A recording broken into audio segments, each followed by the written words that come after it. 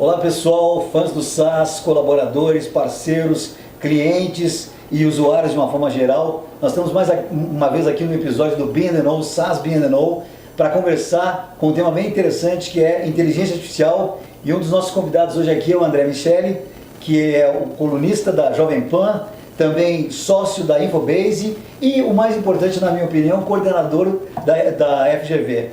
Isso para mim eu acho que é um aspecto muito relevante. E eu queria provocar aqui o André perguntando para você o seguinte, André, dado todo o avanço que a gente teve até agora com a Artificial Intelligence, como é que você vê para o futuro essa aplicação da inteligência artificial especificamente para a melhoria do mundo de uma forma geral, melhoria das condições do mundo? Dá para aplicar inteligência artificial com esse propósito em diversos aspectos, seja aumentando qualidade de vida com tratamentos prescritivos e preditivos de saúde, então fica mais barato para o governo cuidar das pessoas efetivamente.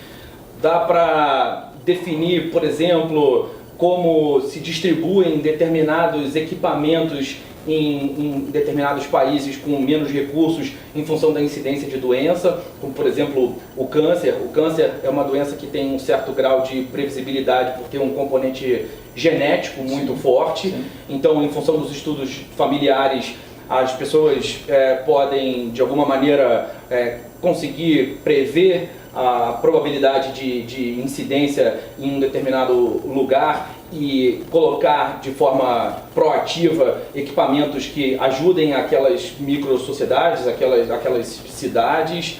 Dá para interferir na produção de agropecuária, dá para tratar a fome, né, ao longo desse processo também, semente com maior probabilidade de vingar em uma determinada região, olhar chuva, enfim, olhar séries históricas para prever o futuro. Enfim, tem aplicações quase infinitas, porque a inteligência artificial pode ser aplicada em praticamente todos os campos da sociedade.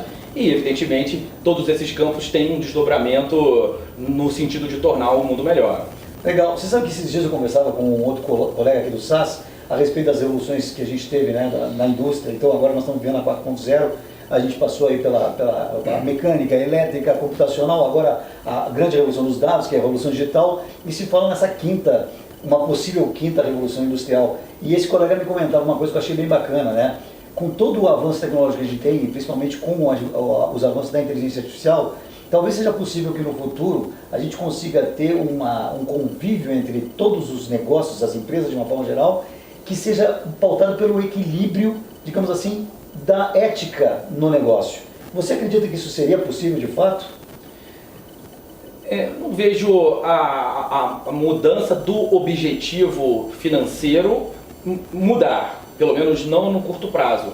Mas concordo que essa pode ser uma possibilidade, uma vez que o propósito acaba fazendo parte cada vez mais das empresas. As empresas com propósito têm maior probabilidade de fazer negócios, maior possibilidade de atrair talentos. Então, à medida que as empresas vão estruturando as suas personalidades e levando em consideração as características éticas que acabam permeando a construção dessas personalidades, elas vão sim tendo preocupações que até então não existiam.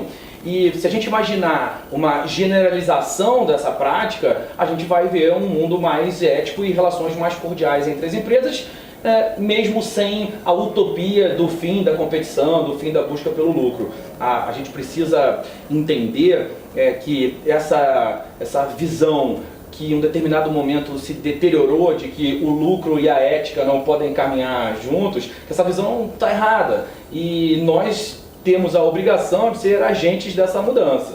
Perfeito. Um outro tema também que é interessante, que é inegável o teu conhecimento dessa área da educação, né, em função da tua coordenação do curso da FGV, eu te pergunto o seguinte, você vê a inteligência artificial certamente vai trazer vários avanços também na questão educacional, mas você vê ainda o valor naquilo que não é, digamos assim, o núcleo da inteligência artificial no processo educacional? Sem dúvida. Na FGV eu coordeno um conjunto de cursos associados ao digital. Então, o MBA de Marketing e Negócios Digitais, as formações executivas de Digital, o curso C-Level de Transformação Digital. Então, a gente olha a pirâmide inteira organizacional sob a perspectiva do Digital. E, no fim das contas, quem está ali em sala de aula está capitaneando as transformações pelas quais as suas empresas estão passando. E, ainda assim, tem dentro de si um componente humano muito forte. E, então, a minha hipótese nesse sentido é que, de alguma maneira, nós vamos retomar as ágoras gregas, as discussões, o convívio como parte fundamental do valor que as instituições de ensino podem agregar para quem faz parte da vida delas. Perfeito. Eu só vou aportar aqui, porque nós conversávamos um pouco antes, realmente essa reinauguração do processo peripatético lá socrático, né? Exatamente. Sem dúvida nenhuma seria bem-vindo, porque no final colabora, ou seja, o equilíbrio entre a tecnologia e o humano, ainda pautando todas as relações sociais. Eu acho que é importante isso, né? Concordo, tecnologia é feita de gente e deve ser feita para gente, para os seres humanos em favor da sociedade. Muito bom, André, eu te agradeço muito por estar aqui com a gente. Novamente, pessoal, eu acho que a discussão é sempre ampla, sempre possível de ser pautada com outras questões, mas o que importa é o seguinte, esses pequenos drops de informação que a gente vai continuar dando para vocês daqui do SAS Brasil. Um grande abraço e até mais. Tchau.